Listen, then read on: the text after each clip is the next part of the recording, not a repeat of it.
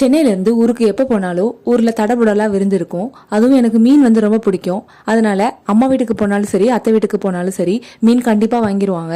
அதுவும் இல்லாமல் அன்னைக்கு சண்டே வேற, அதனால சிக்கன் மீன் வந்து எல்லாமே வாங்கியிருந்தாங்க. ஊர்ல எல்லாம் ஞாயிற்றுக்கிழமை வந்து மீன் கிடைக்காது, அதனால சனிக்கிழமை வாங்கி ஸ்டோர் பண்ணி வச்சிருந்தாங்க. என் தங்கச்சி நானே என் கையால் உனக்கு சிக்கன் கிரேவி பண்ணி தரேன்னு சொன்னா, அதனால அவளே வந்து சிக்கன் கிரேவிக்குள்ள எல்லா வேலையும் பண்ணிட்டு இருந்தா. அம்மா வந்து மீன் வாங்கி மீனுக்குள்ள எல்லா வேலையும் பண்ணிட்டு இருந்தாங்க. எங்கள் அம்மா சொல்லி கொடுத்த மாதிரி தான் நானும் மீன் குழம்பு வைப்பேன்.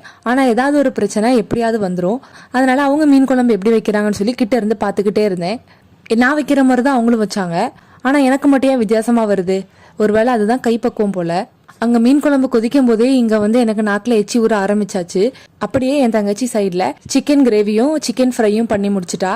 அப்படியே குளிச்சுட்டு தலையை பாதியாக தொடச்சிட்டு இலையில வந்து உட்காந்து இந்த சுட சுட மீன் குழம்பு ஊற்றி சாப்பிட்றது, அது ஒரு தனி டேஸ்ட்டு.